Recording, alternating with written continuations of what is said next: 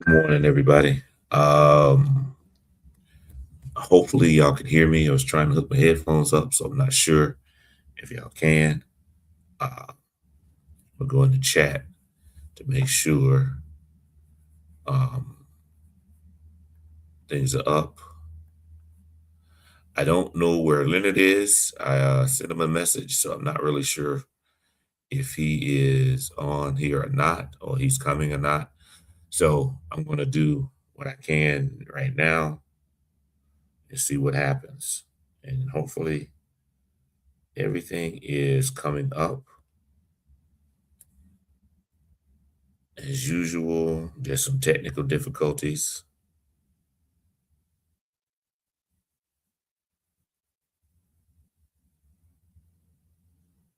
Usually there's some technical difficulties, so I'm not really sure if everything is going up according to plan. Can't tell because, as usual, Facebook is taking their time showing me that my stuff is live. So if you're, um, okay, I am live. All right, wasn't sure, y'all. So I can't tell who's in the chat. Uh, I can't tell if anybody's watching right now, but I'm gonna go ahead and get started. Uh, I'm trying to see if I can. Says I'm live, but it's not showing me any video. Okay, now my headphones are connected. Cool. Hello. Like I said, I'm not sure if this is being broadcast correctly. So if you're in the chat, please let me know because I can't see it. Can't see anything right now. Anyway, good morning, everybody. Uh, I'm coming to you live from Houston, Texas. I am doing I'm here for a family reunion, my Striggles family reunion, and I'm exhausted because I've been running around the last few days. Last 2 days, just running around there and doing a whole lot of stuff. So I'm exhausted, but I'm here. So, um, what's going on in the news? It's been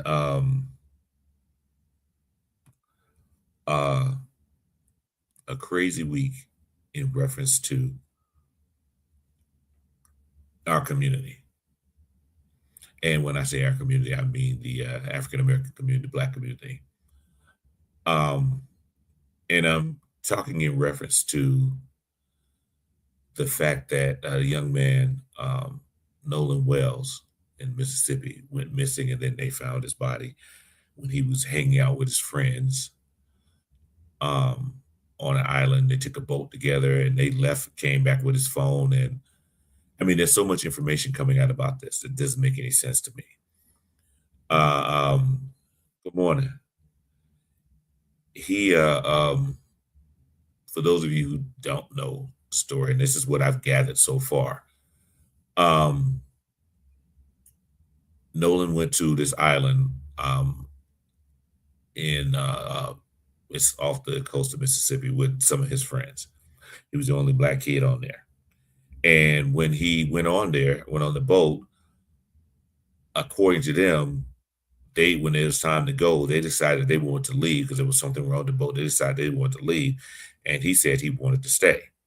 They said he was talking to some young lady, and that's the last time they saw him. But they had his phone, and that's all we know.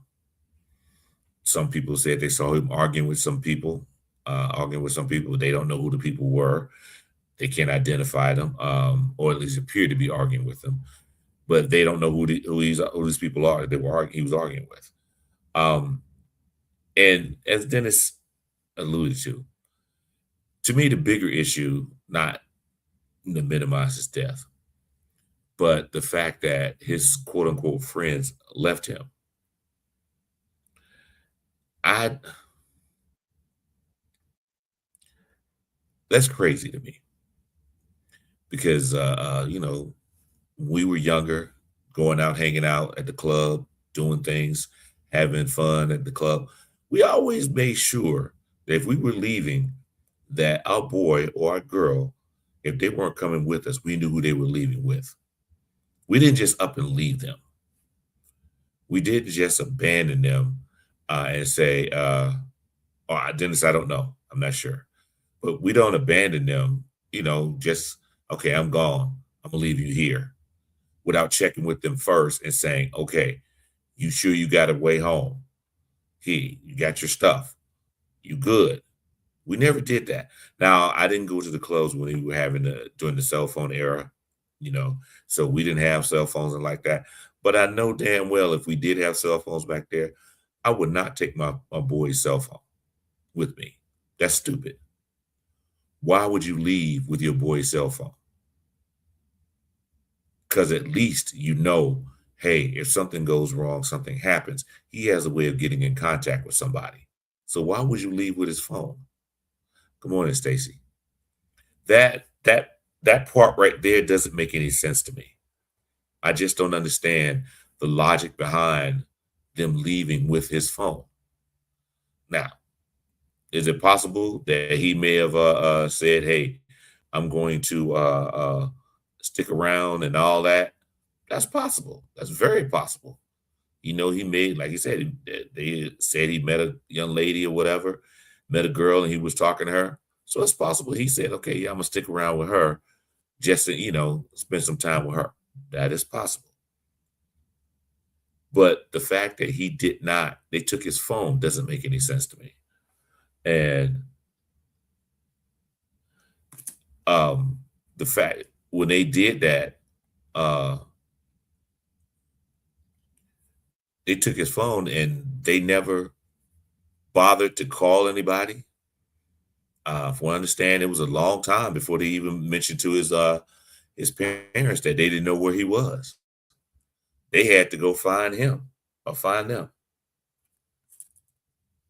Okay, Lenny said he's coming in. I don't know if he needs. I'm gonna send him an invitation. Make sure he gets in. But anyway, all of that. Uh, and we still don't have any answers. And then they're saying that we've heard reports that uh, um, that his friends lawyered up, wouldn't tell what happened.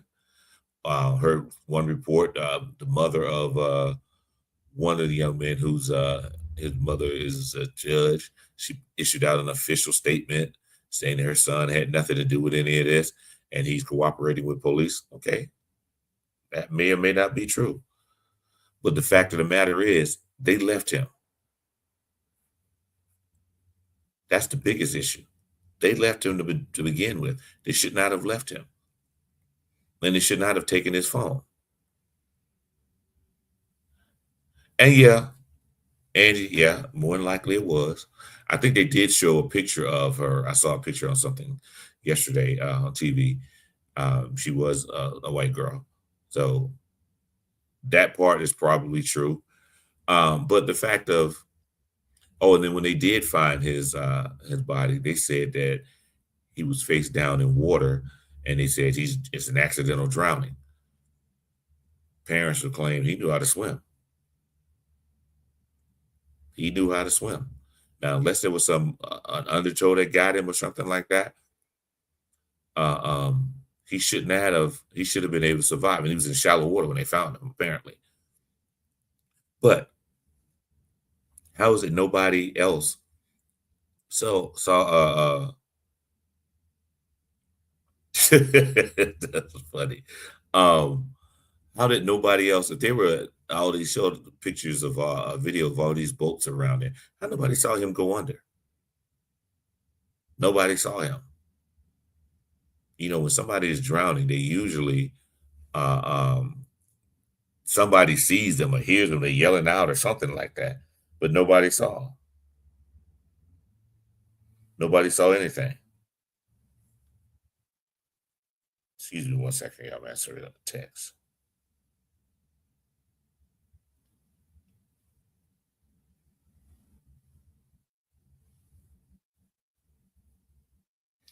Um, but yeah, it's troubling, like I said, that nobody knows what happened to him, or at least nobody's coming forward to say what happened to him. And if it was an accident, come forward and say what you saw. Somebody saw something. Somebody knows something. You don't stuff like this really doesn't happen. Uh, um, in a vacuum and nobody sees anything. It's this thing. Not only because of okay, Linda's coming in.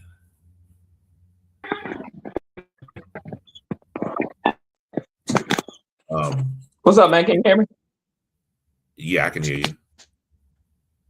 Why can't I hear you? That's a good question. Damn, I can't hear you.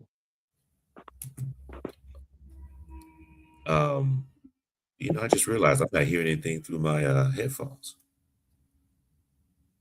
Oh, because it's hooked up to this.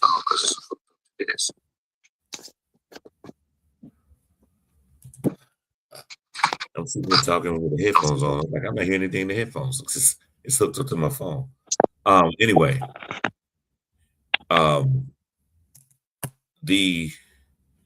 somebody should be able to hear something. Somebody should be able to see something, and nobody's coming forward to say anything. Is it that they're all complicit in what happened? Were they too drunk to see what happened? Do you even know who was all there on that island that day? It's just too many questions and not enough answers being and nobody put any answers. And this is all too familiar thing to Black people. And it's funny because there's a lot of white people who don't understand what we're saying. Like, be careful who you go out with. Be careful who you hang with. Not everybody that says your friend is your friend. And that's something that we need to unfortunately pass on to the younger generations. Not everybody who you know is your friend. I say this when I was first moved to the Atlanta area and I was working for the Cobb County Police Department. I had some friends, Black guys, we were all in the academy together. And we would hang out every once in a while, go to clubs or whatever we were doing.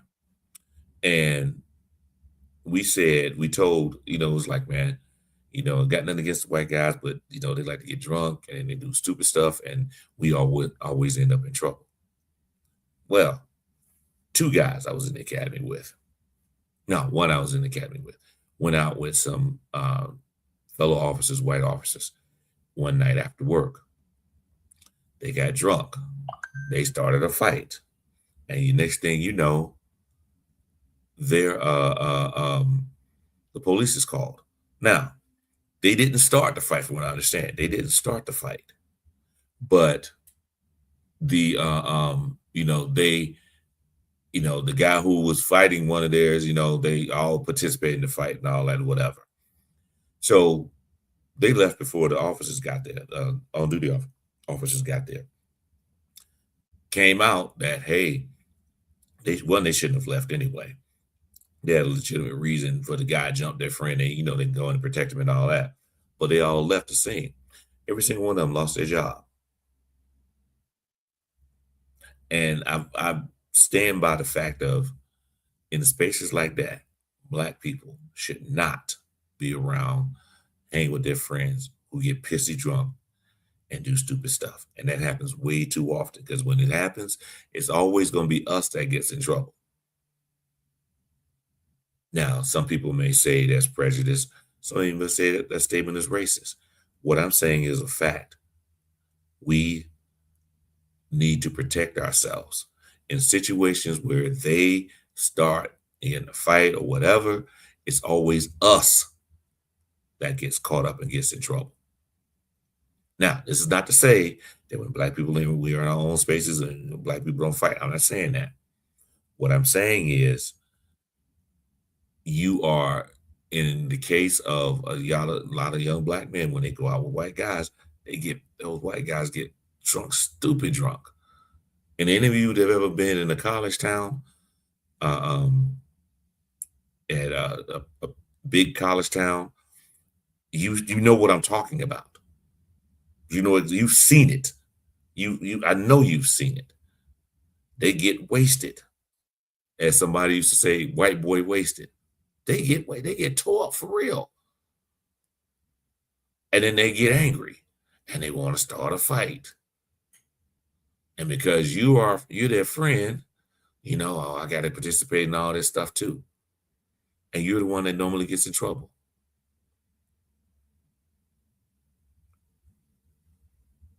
So that was that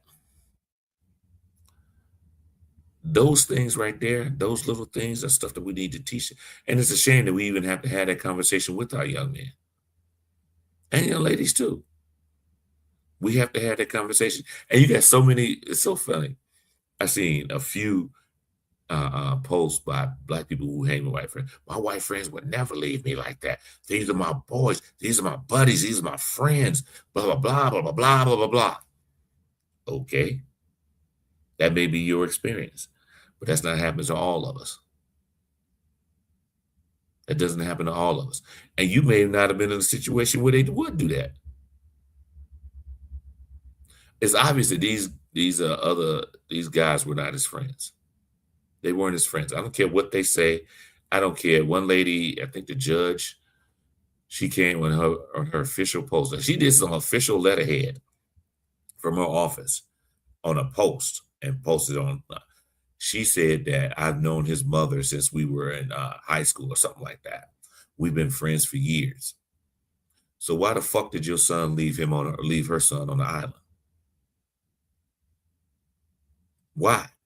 Why would he do that? If your son is all that innocent, that caring for this young man, you care for her and you care for her son and all this and all that, why did your son leave him on that island? Why? That's the main question right there. Why? Why would they do it? What were they going to do that was so important that they left their quote unquote friend? And he looked like he was the only Black guy on the whole island, from what videos I've seen. The only Black guy that you got with you, you leave him there. And all the rest of you, the other 4 of you, leave together, but you leave him. It doesn't make any sense to me. Leonard, you want to chime in on this conversation?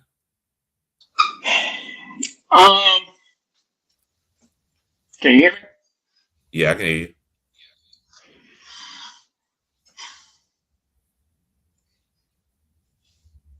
I don't know what to say about a lot of this. The human side of me doesn't want to believe that the judge would get on there and say, I've known his mother my whole life. I don't know if I want to cast aspersions from who she is onto her son. And I haven't seen that post. You and I totally agree with, I don't know why you leave him on that island. I think what's bothering me more is this.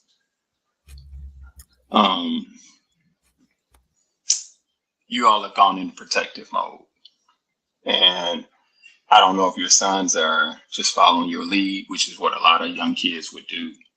Y'all went into protective mode as far as the investigation, whereas you start lawyering up, which means that at this stage of the game, you kind of feel like, well, he's gone, my son is still here, so my job is to protect my son. Whereas most like to think, but I didn't. From the moment I heard the story that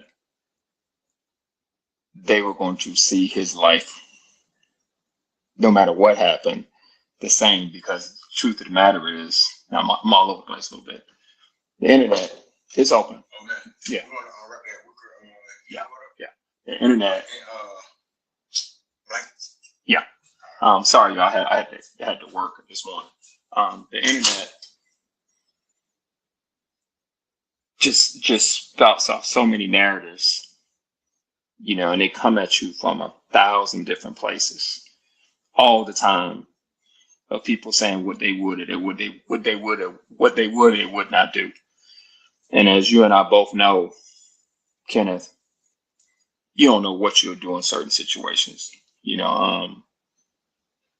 I know that I wouldn't let Kenneth, if Kenneth said I'm standing behind, the thing that gets me is, how did his phone get left behind? How did his phone get on the boat? And at what point did y'all say, wait a minute, we got his phone, turn around and go back? Turn around and go back, make sure he has his phone. That to me is the most troubling part of this looking extremely suspicious. Because we all know how important the phone is. I gotta have a way to get in contact with you. So I'm going back to make sure you get your phone. I haven't kept up too much with it anymore because I just have these visceral reactions to it. It's the same as the Atlanta kid that was up in Kentucky, it's downstairs, up in Kentucky, who got the baseball player who got tased by the police officer as he was begging them not to tase him. He had him in the interrogation room because he got drunk with some of his friends. So I'm just having a different reaction to some of this, whereas I don't have the patience to keep talking about this because I don't think they're getting the message. It just can't keep doing this to young black boys. So I don't really have a lot for you. Not on this one. I really don't. I don't have a lot for you.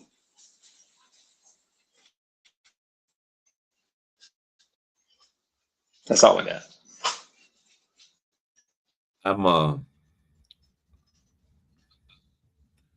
I'm sort of reminding Harriet what you said. Yeah, they do.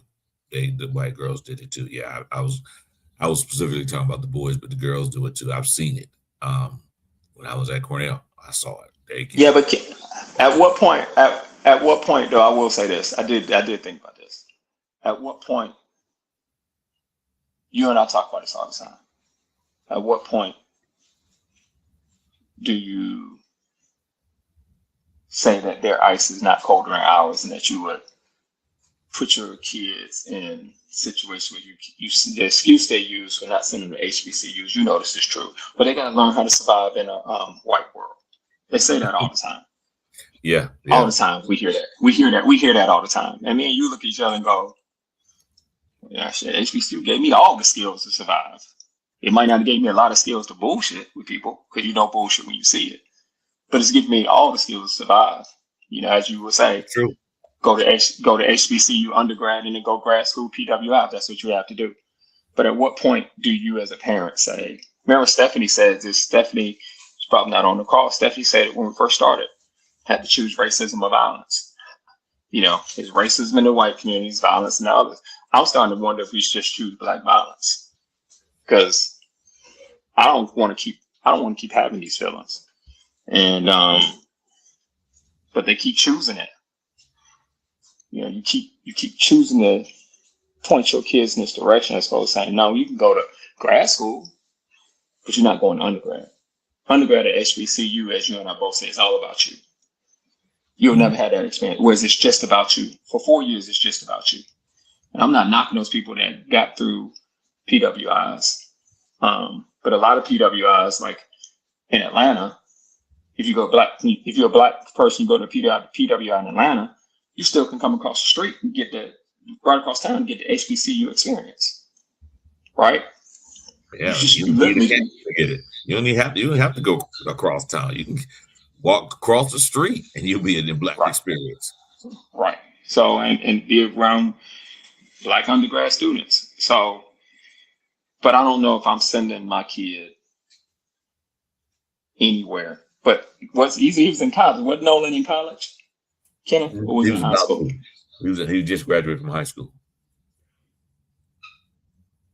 I don't have much to say about that, man. I'm gonna wait. I'm gonna try to withhold judgment till I hear more about it.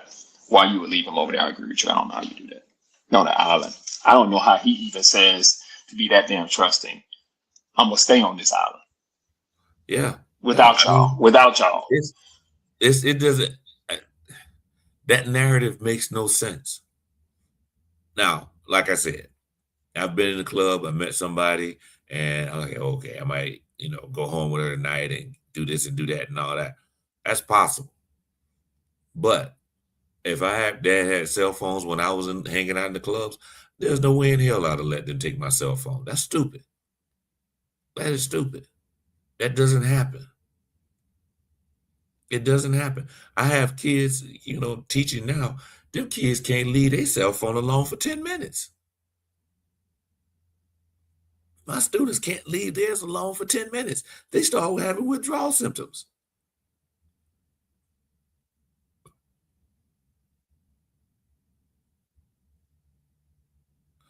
And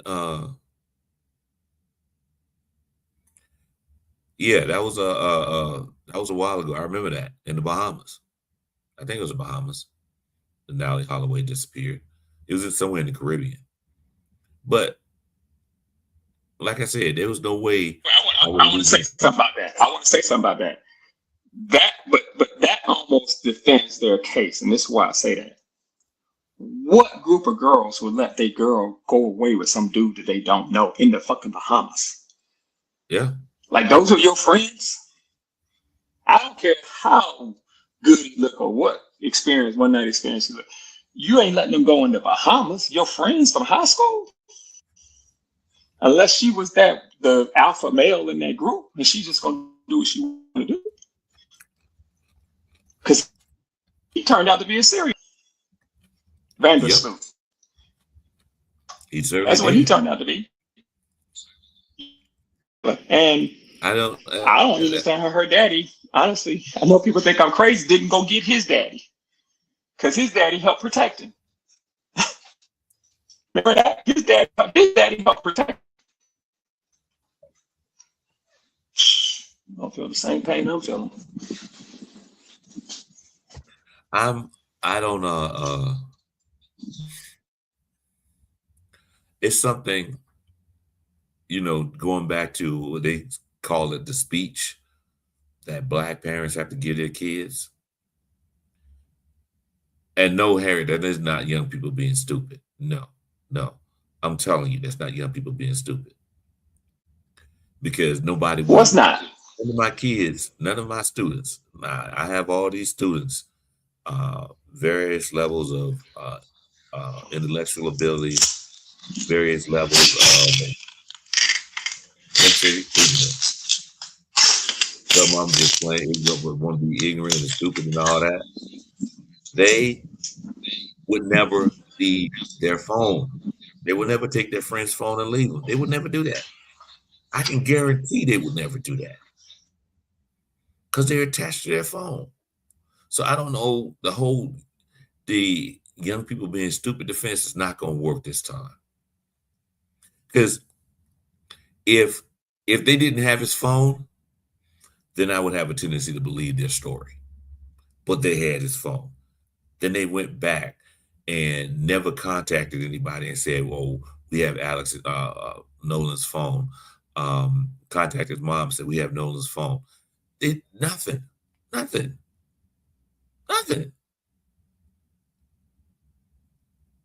It just doesn't, the story doesn't add up. And I've never been that drunk that I forget about my friends. Never been that drunk that I forget about my friends. I'm just, the whole story is disheartening.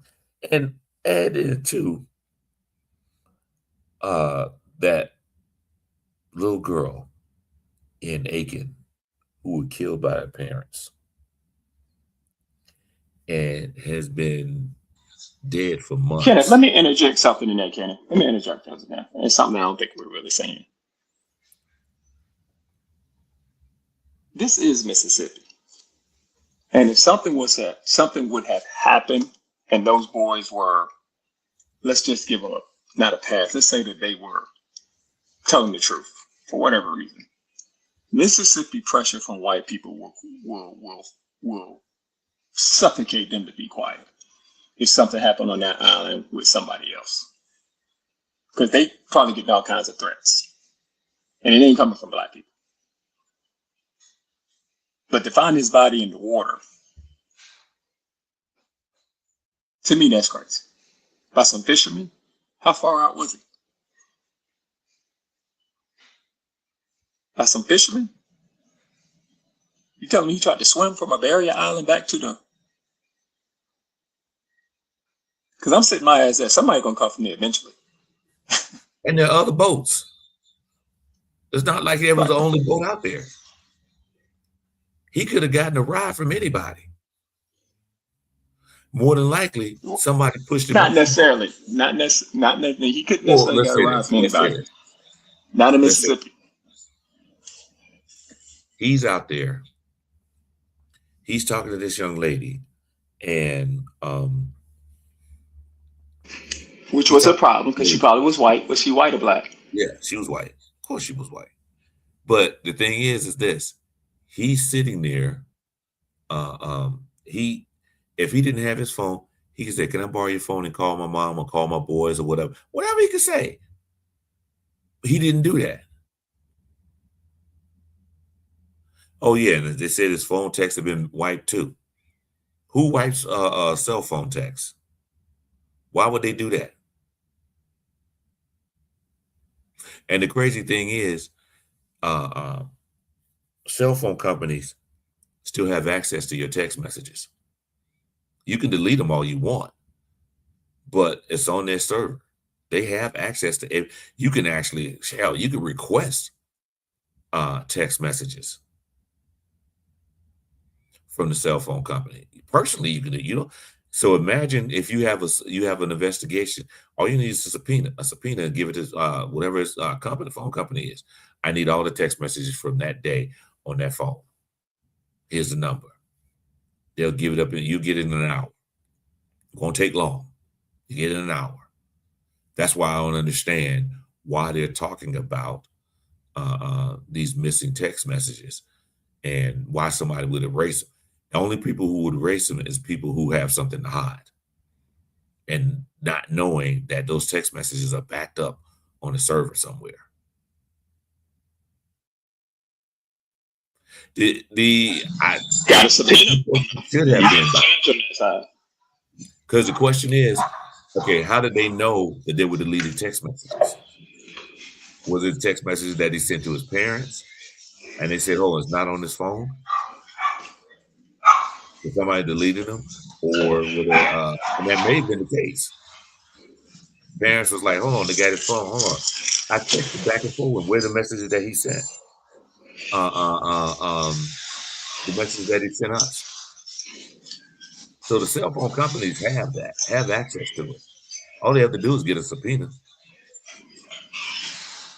It doesn't take long. Get a judge, sign a subpoena, send it to the cell phone company, and that's it.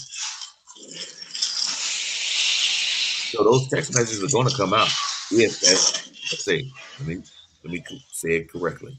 If that law enforcement agency does its due diligence. If they don't, we might not get them. And we can't rely on the Justice Department to do anything because they're not going to do anything. State Attorney General's office in the city, not going to do anything. So it's left up to the people in that community to hold those that police department, that sheriff department, whatever it is, hold them accountable. You believe that's gonna happen in Mississippi?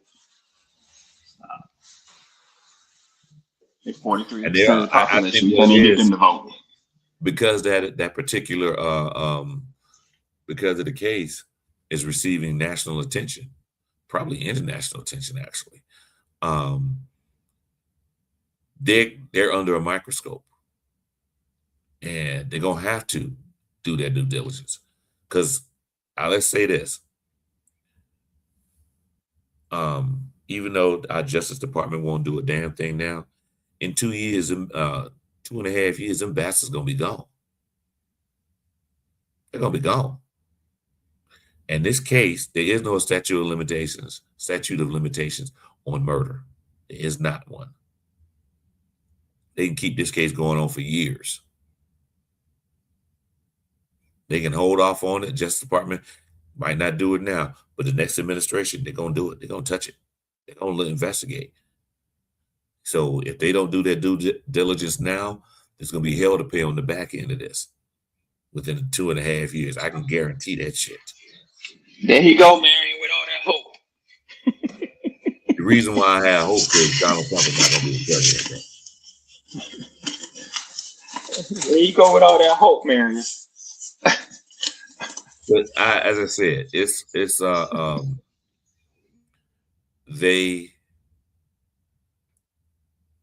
these young men need to step up. Oh, and let me get back to what I was saying before about the young lady.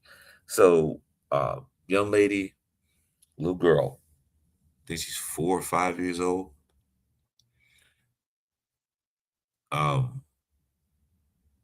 Went missing, quote unquote, went missing. Mom called 911 and said, my daughter's missing. I haven't seen her. She was last time I saw her, she was in the yard. I don't know what happened to her, blah, blah, blah, all this stuff. She called 911. And she called well, this is the whole part of the story from what I understand. So the young lady, the grandmother, hadn't seen grandbaby in a while. It's like, where's my baby? Blah, blah, blah, all this. Mama said, was giving all kinds of excuses. Then when the pressure started coming from grandma even more, like, let me talk to her, let me see her, whatever. That's when Mama called 911 and said she's missing. So they started doing a search for her. And they can't find her anywhere. Can't find her body, can't find her a lot, not searching for days. Finally, the police gets Mom and Daddy into an interrogation room, and they both confessed that they killed her weeks ago. Not the day that she was missing, that they called 911. They killed her weeks ago. And now they're trying to find her remains, her body. This bothers the hell out of me, in case y'all didn't know. Anybody that has children, anybody that loves their children, this should bother you. If you love your nieces, nephews, cousins, whatever, this story is crazy. And supposedly the young lady died that baby died at the hand of abuse. They were abusing her, and then eventually she died, and they just wanted to cover it up. Why they thought they could cover it up, that nobody would ever notice that this young girl was, that she was missing, and nobody said how long they expected this to go without it, before somebody noticed that she wasn't around or whatever. I don't know. But the fact that they even attempted to do that, the fact that they killed this young lady,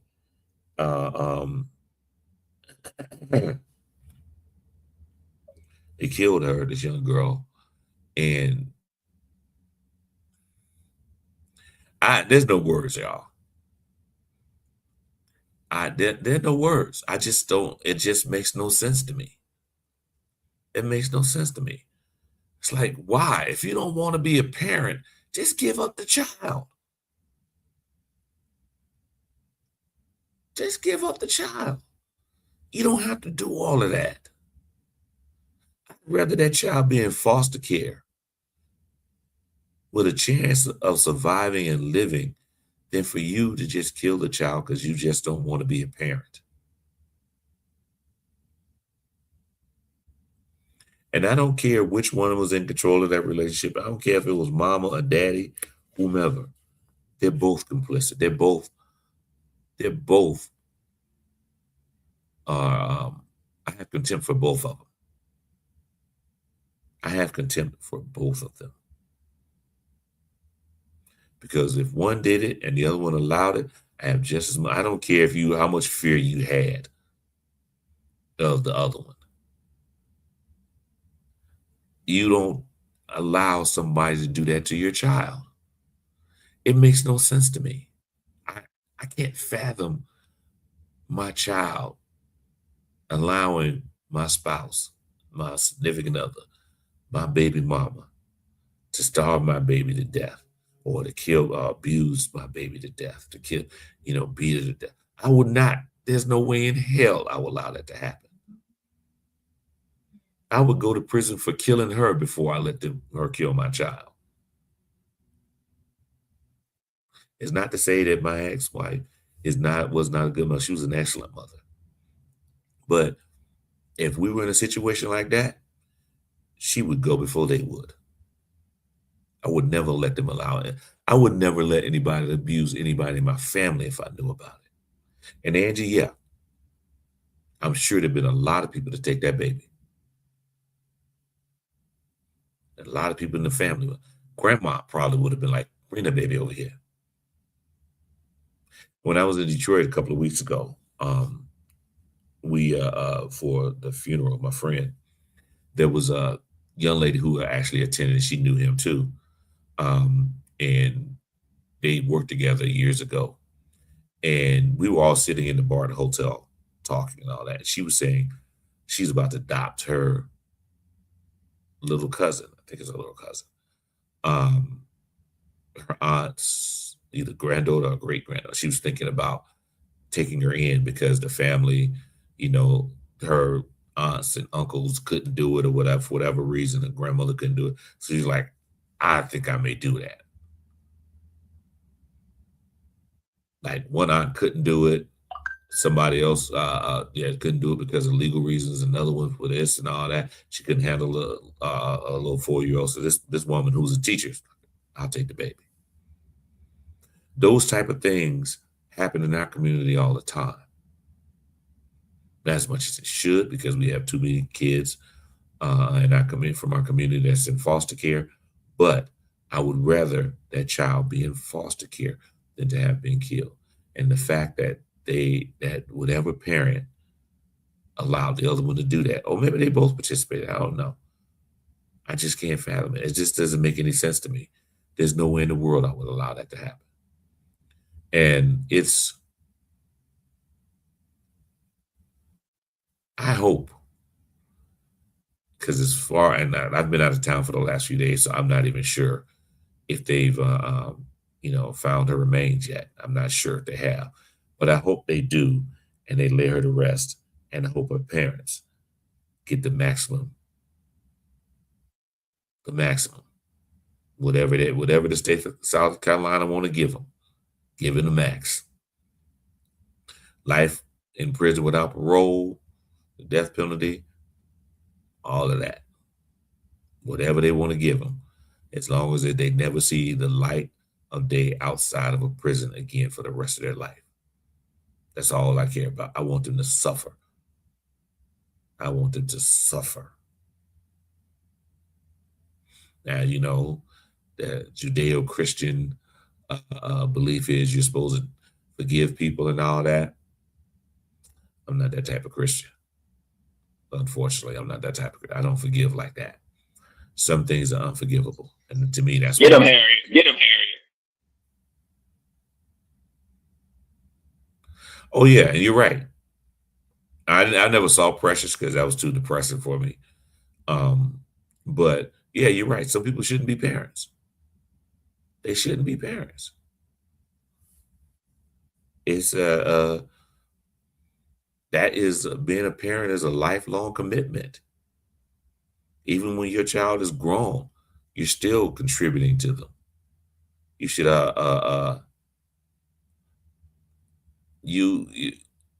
being a parent is forever.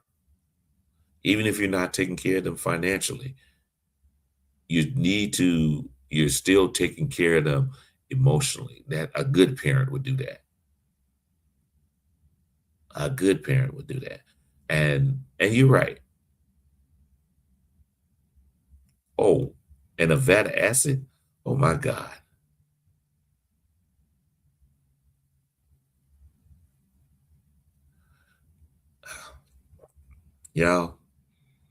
That's pure evil right there. That is pure evil. Now, say my take on it is that I don't know anything about the mother. Pure evil is what happened in Jackson with the two brothers going in and shooting the mother, the sister, and then shooting the 2-year-old in her crib. That's what Marion's been talking about. That happened the same weekend as the Nolan case. And when Marion says there wasn't an uproar on that, he's right. Now, they were arrested, but you telling me that it's not the first time those two brothers did something heinous. Your first crime is not a heinous crime. And, they targeted that 2-year-old while she was sleeping in her crib and shot her multiple times. Now, that's heinous. I willing to bet you that we're going to find out that this young lady was abused. Everybody shouldn't be parents, but I'm willing to bet you this young lady was abused. And that type of abuse leads to certain consequences. Well, which young lady? The young lady in South Carolina. Mm-hmm. I don't know a lot about that case. Yes.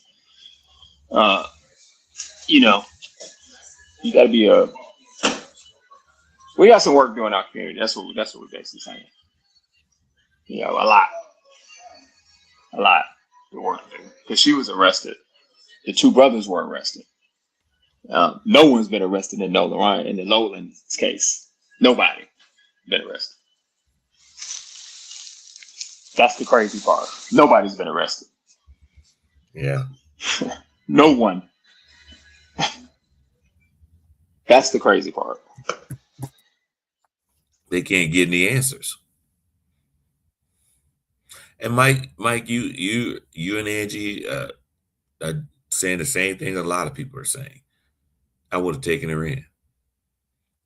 There's a lot of people that would have.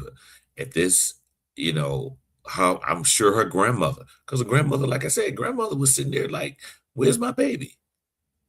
She's calling, where is she? I haven't seen her. I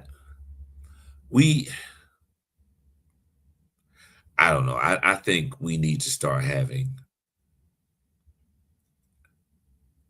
parenting classes or something, mandatory parenting classes. I just don't. I don't know. I just can't. I'm at a loss for words, y'all. I really am. Well, I suggest that y'all don't think that that you're struggling. So what now? Y'all suggesting that there weren't any signs before this little girl went missing? That somebody in the family didn't know? I mean, y'all not suggesting that. There may have been. Well, look, man. Look, let me give you a mic something. Let me say something.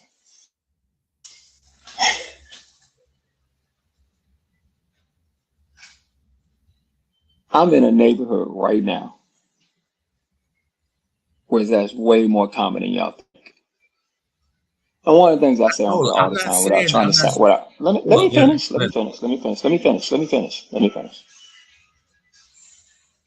What I'm telling you is this.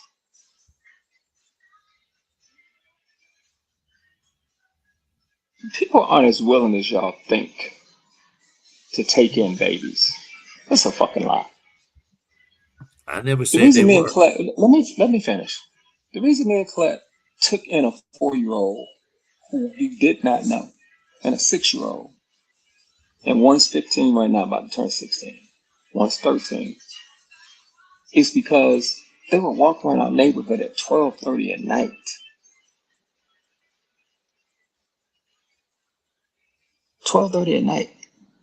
And we were like, where are the parents? I can't do this with people no more, man. People who say I'm willing to do this.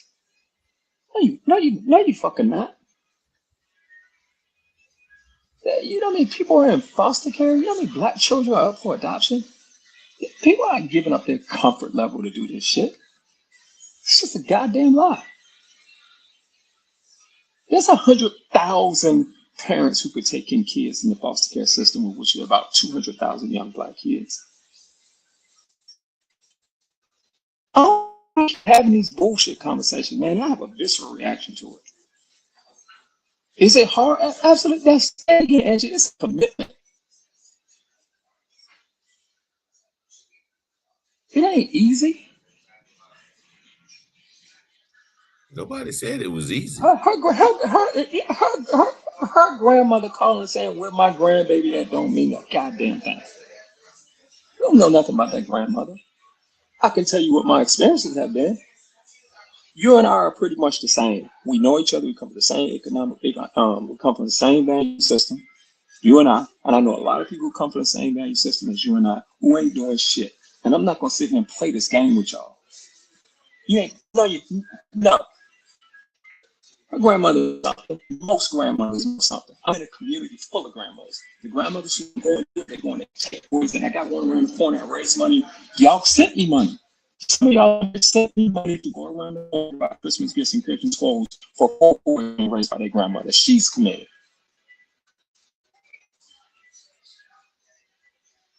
My two kids who don't live with us anymore, but who come to my house every day and eat, who can walk in my house, their grandmother wasn't committed. His father ain't committed. They knew. I'm not letting black people off the fucking hook for this. They knew. I got a guy working with me right now who will tell you who grew up in this system. Thank God he not a monster. Y'all don't want to have these blunt conversations about what's it gonna take. We just get on here. We just your word intellectually. What? We see kids walk around who need us all the time.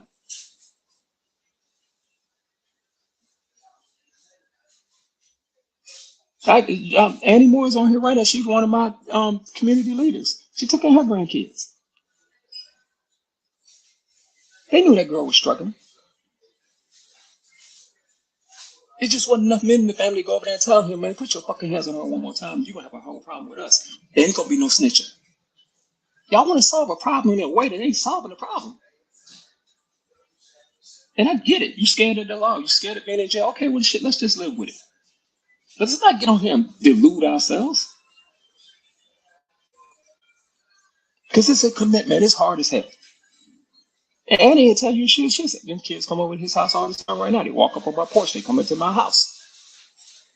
They call me late at night.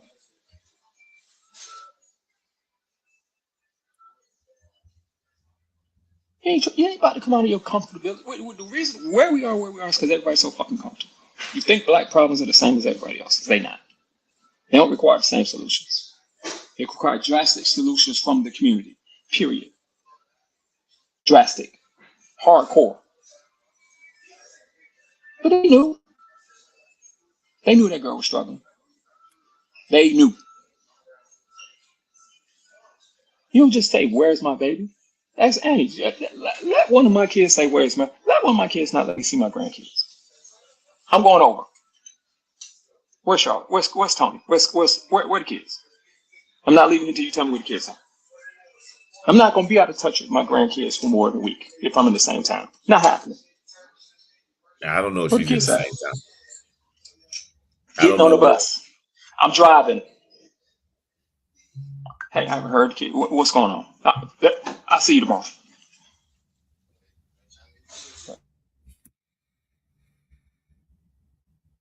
Did he just stop? Well, listen, I'll say, I got to say this. I want to have to end this because we have a family, we had an event and it's already starting and I'm responsible for the music and I need to get my stuff over to where the event's going to be. Like I said, I hope they get the maximum, whatever the penalty is going to be. And Leonard, you make a valid point. You know, you just spoke to me about that. What you said spoke to me. And it's something I had been thinking about doing too. Actually, years ago, I thought about doing that with a relative, and before I could do it, things ended badly. So that I've always thought about stuff like that. And Miss Moore, I agree. I believe you. It is hard because you're starting all over again. And I admire your commitment to that because you know, having your kids grown and then turn around and having to raise your grandkids with some other kids. I had a cousin do that. Her kids were grown, way grown, and she adopted two young ladies, two little girls. Um, Now one of them's about to go to college, and the other, I'm not sure how old she is. She's in high school, so that is a commitment. And I even when she said that, I was like, when she did it, I was like, man, you I said, you starting all over again. You supposed to be relaxing now. She's like, no, couldn't do it. Matter of fact, her grandson is older than the two children she adopted, two little girls that she adopted. So that's an admirable thing. Um, and I agree with Leonard. We do need more people in our community to step up and help these kids in foster care.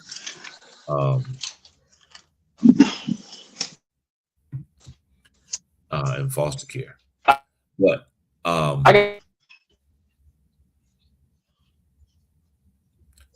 well, Leonard, you're breaking up, so we can't hear you. But listen, I gotta go. I gotta go. Yeah, I was gonna say the same thing. I have to go. I just want to give a shout out to my family. We one of my cousins, we did had a banquet yesterday, and they did a presentation. And in the presentation, they did had some pictures of my great grandfather, great grandfather. Picture I've seen, you know, so many times, and they put it in an AI thing. And in the video, it had him waving, standing up and waving at us, and talking about some emotions coming up. That right there was, and I had to stand up and say that was one of the best things they could have ever done, I've ever seen in my life. To have pictures of my ancestors, you know, converted in the AI generation and show them waving at us, standing up, and all of that stuff in these pictures. It's like, man, that was the best thing I could have ever seen this weekend. That's the highlight of my weekend so far. So shout out to my cousin Jerry who did that, and whoever else helped her. But listen, y'all, I gotta go. I gotta go get my stuff together so I can go to this picnic and all that. Y'all have a good week. Y'all stay safe. Love on each other. And if you got somebody in your life that's going through it, please help them. Please help them. All right. Talk to y'all later. Deuces. Peace, y'all.